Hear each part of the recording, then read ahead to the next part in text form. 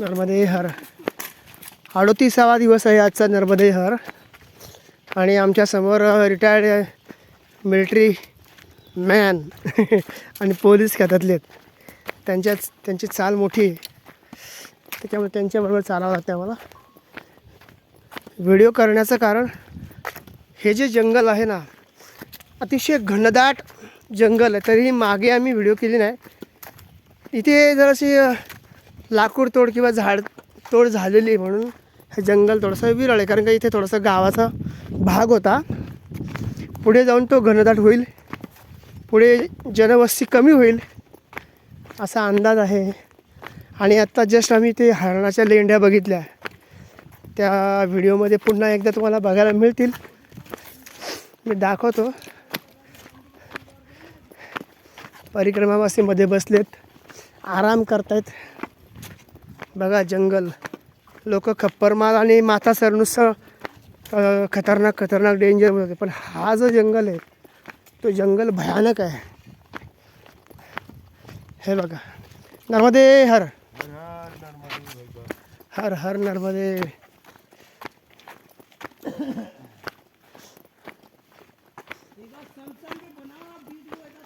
अरे तुझी टाकतो व्हिडिओ, थांब. लय महाराष्ट्र लोकांना आवडतोय.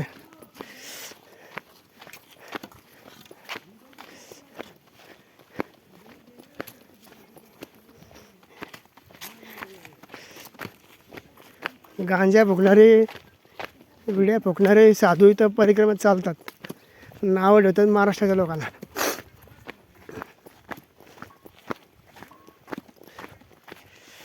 अरे जंगल बघा, बघा तुम्ही जंगल.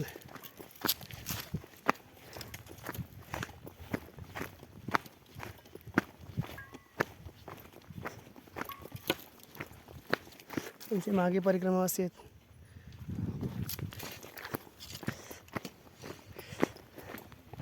सहकारी पुन्हा एकदा तुम्हाला हरणाच्या लेंड्या बघायला मिळतील. मी दाखवतो. हे बघा हरणाच्या लेंड्या. या हरणाच्या लेंड्यात काय फरक आहे तर बकऱ्याची लेंडी आणि हरणाची लेंडी जी आपण जे काचे घेतो ना गोट्या, त्यांच्या साईजच्या आहेत, त्या मोठ्या आहेत. बकरीची लेंडी छोटी असते. इथे हरणाची लेंडी बघायला मिळाली आपल्याला. मग ज्या अर्थी इथे हरण आहे तर इथे बिबट्या आहेत. बिबट्यांची पावलं आम्ही सकाळी बघितली, त्याची व्हिडिओ पण मी अपलोड करणार आहे. इथे रेंज नसल्यामुळे काही व्हिडिओ करून ठेवलेले आहेत. आता याचा अभ्यास काय तर समोर आपल्या मिलिटरी मॅन चालतात, ते रिटायरमेंट पोलीस खात्यामध्ये पण होते. त्यांनी सांगितलं की ह्या लेंड्या हरणाच्या आहेत किंवा मोठी कालवीड वगैरे असं पशु, जंगली पशु. आता आम्ही हा व्हिडिओ केला, पण याच्यापूर्वीचा जंगल, सकाळी जो जंगल होता खूपच घनदाट होता. इथे आता लोकवस्तीपासून थोडं आत आलो. हे लोकांनी थोडेसे झाडं तोडलेली आहेत आणि रस्त्यालगतची झाडं आहेत तोडलेली आहेत. जर तुम्ही बघितलं तर हा संपूर्ण घनदाट जंगल आहे.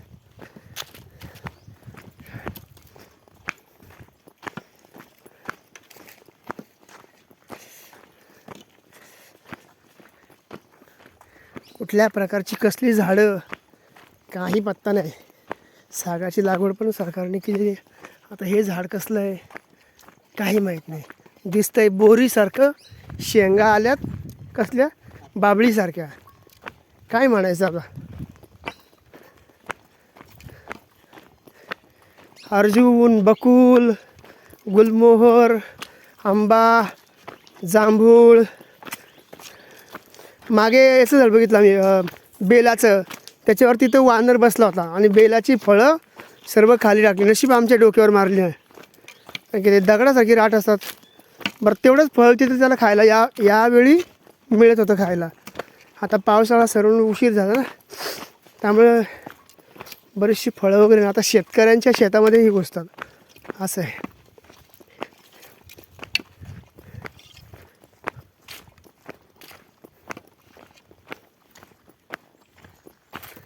आता मागे आम्ही जयंती माता मंदिरापासून निघालो. त्यांनी तिथे सूचनाच लिहिली होती की तुम्ही सकाळी 6च्या नंतर म्हणजे 6:30 ते 7ला निघा. इथे वन्य पशु आहेत आणि वन्य पशु असल्यामुळे तुम्ही लवकर निघू शकत नाही. काळोखामध्ये तुमच्यावरती हल्ला होऊ शकतो, असा हा धोका आहे. पण आम्ही परिक्रमा करत आहोत. मैया आपल्यावरती कोणतंच संकट येऊन देणार नाही. आपल्याला एक कोल्ह्याची व्हिडिओ पण बघायला मिळेल, ते केली मी. कोल्हा दिसला मला. मोराची व्हिडिओ टाकलेली आहे. काही पशु पटकन दिसतात, निघून जातात, त्यामुळे पटकन मोबाईल काढणं होत नाही आणि आवाजामुळे निघून जातात.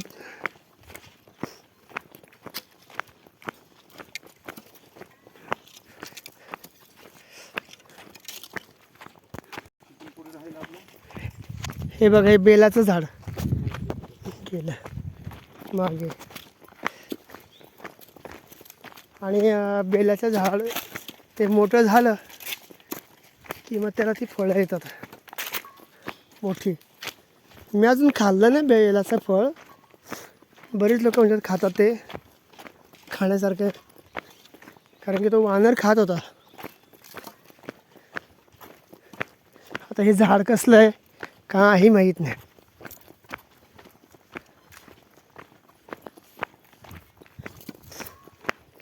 झाडांची माहिती जर हवी असेल तर यूट्यूबवर तुम्ही बघू शकता. वन्य वृक्षांची माहिती किंवा झाडांची माहिती असं जर तुम्ही सर्च केलं तर झाडांची माहिती होते. जंगल हा प्रकार माझ्या खूप आवडीचा विषय आहे.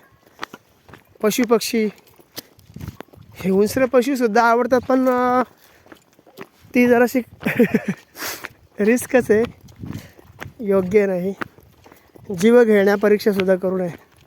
आपल्याला घातक असेल त्याच्यापेक्षा मोबाईलवरती बघा. जिवंत प्राणी बघायचे म्हणजे आपल्या जीवाला धोका आहे. असली पावलं उचलण्यापेक्षा आपण टी व्हीवर मोबाईलवर बघू शकतो. पण प्रत्यक्ष बघण्याचा आनंद वेगळा असतो, पण तो आनंद दुःखामध्ये होऊ शकतो. त्याकरता तुम्हाला प्राणी संग्रहालय आहे, जिवंत बघायला जा. तरी लोकांचं समाधान होत नाही. आता चालता चालता तुम्हाला अशा या खुणा दिलेल्या आहेत की तुम्ही तो मार्ग पकडू शकता. झाडावरती हे बघा, नर्मदे हर, आणि पुढे झेंडा लावलेला आहे. तो मार्ग तुम्ही पकडा. नर्मदे हर.